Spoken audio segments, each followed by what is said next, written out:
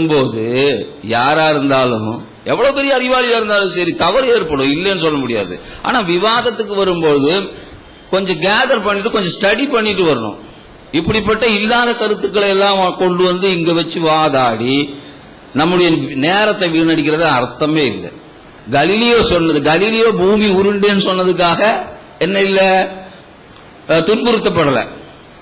இன்குசிஷன் research இந்த கிறிஸ்தவ சபை வந்து சர்ச் வந்து அதுக்குன்னு தண்டிக்கும் சபையை வச்சிருக்காங்க. அங்க முன்னாடி கொண்டு போய் நிறுத்திட்டு நீ சொன்னது தப்பு, பூமி சுத்தல, சூரியன் தான் பூமியை சுத்திட்டு வருதுன்னு சொல்லு அப்படின்னு சொல்லி கட்டாயப்படுத்தி அவரை சொல்ல வச்சு அவர் வெளியே வரும்போது வெளியே வந்து சொன்னாரு, இல்ல இல்ல பூமி அங்கேதான், சூரியன் அங்கேதான் இருக்குது, பூமி தான் சுத்திட்டு வருது.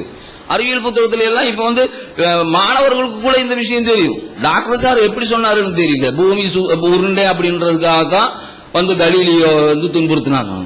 அந்த அணியை சேர்ந்த ஒருத்தர் கலீலியோவை கல்லால அடிச்சே கொண்டாருன்னாங்க. அப்புறம்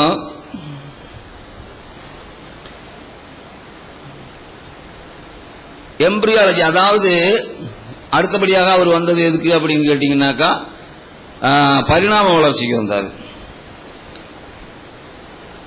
பரிணாம வளர்ச்சி அப்படின்ற பிலாசபி எப்ப வந்தது அப்படின்னு கேட்டீங்கன்னாக்கா அது வந்து டார்வினுக்கு முன்னாடியே இருக்கு. என்னமோ டார்வின் தான் என்னமோ ஆராய்ச்சி செஞ்சு பரிணாம வளர்ச்சி கண்டுபிடிச்சதாக நாம வந்து சொல்லிட்டு இருக்கிறோம், புத்தகத்துல கூட எழுதப்படுகிறது. டார்வினுடைய தாத்தாவே ஒரு எவல்யூஷனிஸ்ட், டார்வினுடைய தாத்தாவே ஒரு எவல்யூஷனிஸ்ட். ஆனா இவர் வந்து டார்வின் வந்து தன்னுடைய தத்துவத்தை போதிக்கிறதுக்கு முன்னாடி லமார்க் அப்படின்ற ஒரு சயின்டிஸ்ட் இருந்தான். இந்த லமார்க் அப்படின்ற ஒரு சயின்டிஸ்ட் தான் ஒரு புத்தகம் எழுதினார் அதாவது எலாபரேட்டா அந்த இதை பத்தி, அதாவது பரிணாம வளர்ச்சியை பத்தி ஒரு புத்தகம் எழுதினாரு. லமார்க்கனுடைய தியரி என்ன அப்படின்னாக்கா அக்வயர்டு கேரக்டர்ஸ் அப்படின்னு ஒரு விஷயத்தை சொல்றாரு. அதாவது ஒரு உயிரினம் உயிர் வாழ்ந்து கொண்டிருக்கும் பொழுது அது தனக்கு பெறப்படுகின்ற பண்புகளை அது தன்னுடைய குட்டிகளுக்கு நேராக செலுத்தி அதில் வந்து பரிணாம வளர்ச்சி ஏற்படுது. அந்த குட்டி வந்து இந்த இன்டென்ஷனை அப்படியே கேரி ஓவர் பண்ணி அதுல இருந்து வேற ஒரு இனம் தோன்றுகிறது அப்படின்னு லாமார்க் சொன்னாரு. Law of use and disuse அப்படின்றதும் அவருடைய தியரி. ஒரு உறுப்பை நாம வந்து பயன்படுத்தினாலும் பயன்படுத்தலானாலும் அதுல பரிணாம வளர்ச்சி ஏற்படும் அப்படின்றது அவருடைய தியரி. இதை வந்து சோதிச்சு பாக்குறதுக்கு என்னமோ எல்லாரும் சேர்ந்து அப்போ அந்த தரப்புல இருக்கக்கூடியவங்க வந்து அண்ணன் என்னமோ பெரிய தப்பான விஷயத்த சொன்ன மாதிரி எல்லாம் பேசிட்டு இருந்தாங்க. அவன் சொன்னாரு, அது இந்த விஷயத்தை சோதிச்சு பார்க்கணும் அப்படின்றதுக்காக அந்த காலத்துல வீஸ்மன் அப்படின்ற வேறொரு விஞ்ஞானி செஞ்சதுதான் எலியினுடைய வாழை வெட்டின செயல். எலியினுடைய வாழை வெட்டின செயல் இப்ப நீங்க வந்து பார்க்கலாம், லாமார்க்க வந்து பார்க்கலாம். அவருதான் லாமார்க், போட்டோவில் தெரியுதுல்ல, உலகமே ஒடிஞ்சு போச்சு அப்படின்னு சொல்லி போட்டு இப்படி உட்கார்ந்துட்டு இருக்காரு. அவருதான் லாமார்க். அவருடைய தியரி தான் லார்ட் யூஸ் அண்ட் டிஸ்யூஸ் அப்படின்றது. அதாவது ஒரு உறுப்பை பயன்படுத்துவதை கொண்டும் பயன்படுத்தாமல் இருப்பதை கொண்டும் அதில் ஏற்படுகின்ற பரிணாமம். எங்க லேசர் சரி. அப்ப அதுல நீங்க பார்க்கல 4 ஜிராஃபை போட்டுருக்காங்க. அதாவது அந்த லாஸ்ட் எண்ட்ல 4 ஜிராஃப். அந்த இல்ல இருக்கட்டும் அந்த அப்ப அந்த 4 ஜிராஃபை பாக்குறீங்க. ஜிராஃப்னா ஒட்டகச்சிவிங்கி. அதாவது இடது பக்கத்துல எண்டில் இருக்கக்கூடிய அந்த குட்டியினுடைய கழுத்தை பாருங்க எவ்வளவு சின்னதுன்னு. முதல்ல அவ்வளவு சின்னதா இருந்துச்சு கழுத்து. அப்ப உணவுப் பொருட்கள் எல்லாம் கொஞ்சம் மேல போயிடுச்சு. அதாவது மரம் செடி கொடி எல்லாம் கொஞ்சம் வந்து மேல வளர்ந்து போனதுனால இந்த ஜிராஃப், அதாவது இந்த ஒட்டகச்சிவிங்கி அப்படியே தலையை அப்படி நீட்டி தழைய பறிச்சு தின்ன ஆரம்பிச்சுக்கிச்சு. அதை வந்து எல்லாம் பார்த்துருப்பீங்க. அப்படியே பறிச்சு தின்ன ஆரம்பிக்கும் போது தலை அப்படியே நீண்டுகிட்டு பெரிய கழுத்து வந்தோன்னா அது பெரிய ஒட்டகச்சிவிங்கியாகி மாறி போயிடுச்சு. இப்படின்னு ஆறு சொன்னது, லாமார்க் சொன்னது. அந்த தத்துவத்தை வந்து சரி பார்க்கறதுக்காகத்தான் வீஸ்மன் வந்து எலியை வளர்த்தி அதனுடைய வாழை வெட்ட ஆரம்பிச்சார். 21 ஜெனரேஷனுடைய வாழை வெட்டியும் என்ன ஆகல, 22வது ஜெனரேஷனுக்கு வரக்கூடிய குட்டிக்கு வால் இல்லாம வரணும்ல. இது நானும் அண்ணனும் கேட்ட கேள்வி இல்ல, வீஸ்மன் கேட்ட கேள்வி. நீங்க பிளேம் பண்றதா இருந்தா போய் வீஸ்மனை பிளேம் பண்ணணும், எங்களை பிளேம் பண்ணக்கூடாது. ஆச்சா, 22வது தலைமுறை கூட வரல. அப்ப வீஸ்மன் சொல்லிட்டாரு, லாமார்க்கு உன்னுடைய தத்துவம் சரியில்லை, ஏற்றுக்கொள்ள முடியாது அப்படின்னு சொல்லி போட்டு சொன்னாரு.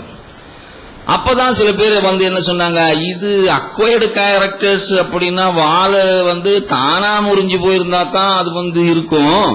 இது நீங்க ஆர்டிபிஷியலா வெட்டுறீங்க, வெட்டுறத அப்படி ஒத்துக்க முடியாது.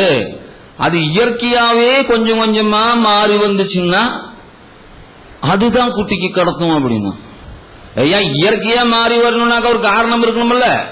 அந்த காரணம் வர்ற வரைக்கும் ஒரு ஆய்வாளர் சோதனை செய்யாம உட்கார்ந்துட்டு இருக்க முடியுமா? அப்ப அந்த காரணத்தை செயற்கையே அவன் செஞ்சு பார்த்தான், நடக்கல. சரி, அதுக்கப்புறம் தான் நம்ம டார்வின் வர்றாரு. டார்வின் என்ன சொன்னாருனாக்கா, லாமார்க் சொன்னதுல ஒரு சின்ன ட்ரபிள் இருக்குது. அவர் என்ன சொன்னாருன்னா, பரிணாமவாதத்துல அவர் சொன்னதுல ஒரு ட்ரபிள் என்ன அப்படின்னு கேட்டீங்கன்னாக்கா, இந்த அக்வயர்டு கேரக்டர்ஸ் டைரக்டா அப்படியே குட்டிக்கு பாஸ் ஆகுதுன்னு சொன்னாரு. அந்த மாதிரி டைரக்டா பாஸ் ஆகாது, அதுக்கு இடையில ஒரு நேச்சுரல் செலக்ஷன் இருக்குது.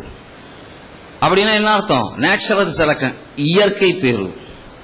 அந்த இயற்கை தான் தேர்வு செஞ்சு என்ன கேரக்டர் ஒரு குட்டிக்கு கொடுக்கணும், ஒரு ஸ்பீஷீஸுக்கு கொடுக்கணும் அப்படின்னு தீர்மானிக்குது அப்படின்னு சொன்னாரு. நாம இங்க கொஞ்ச நேரம் நிறுத்துவோம். அதாவது இயற்கையில ஒரு தேர்வு நடைபெறுகிறது அப்படின்னு டார்வின் சொல்றாரு.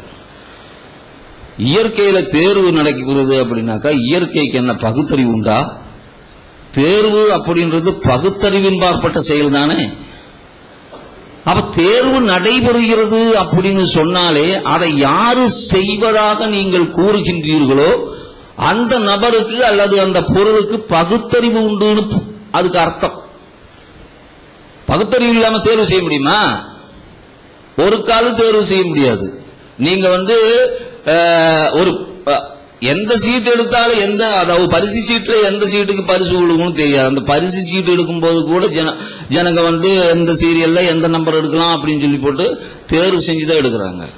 ஒரு மாணவன் பள்ளியில் தேர்கிறான் என்றால், ஒரு மாணவன் பள்ளியில் தேர்ச்சி எழுதி வெற்றி பெற வேண்டும் என்றால் அவன் தேர்வு எழுதியாக வேண்டும்.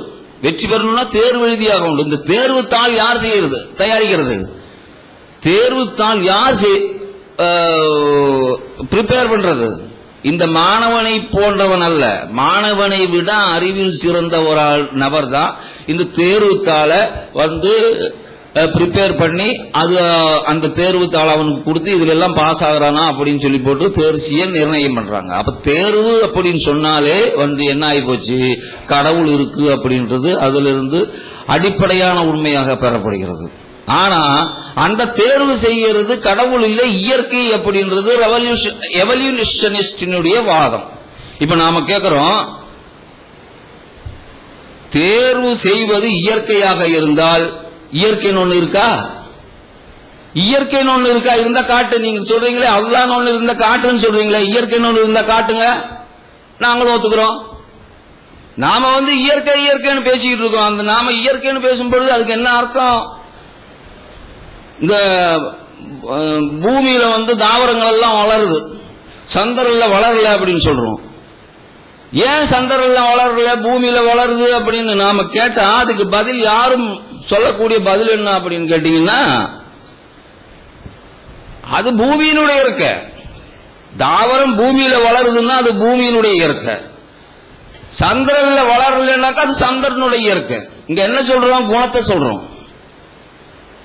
ஒரு கேரக்டர் சொல்றோம். கேரக்டர் சொல்லணும்னாலே அதுக்கு ஒரு பொருள் இருக்கணும்ல. பூமி இருந்தால் தானே பூமியினுடைய இயற்கையை பத்தி சொல்ல முடியும். பூமி இருந்தால் தான் பூமியினுடைய இயற்கையை பத்தி சொல்ல முடியும்.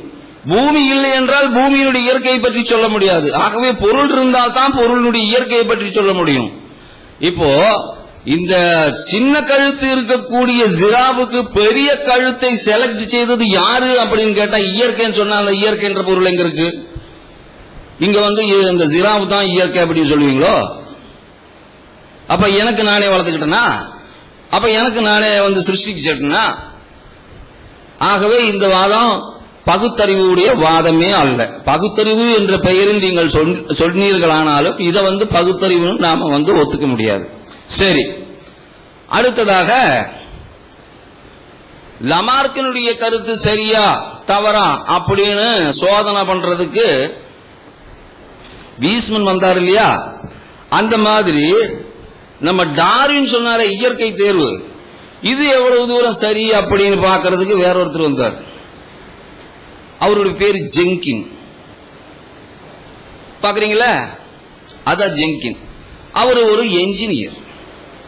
அப்ப டார்வின் என்ன சொன்னாரு அப்படின்னாக்கா, இந்த எவல்யூஷனை நடைபெற செய்கின்ற மெக்கானிசம் நேச்சுரல் செலக்ஷன்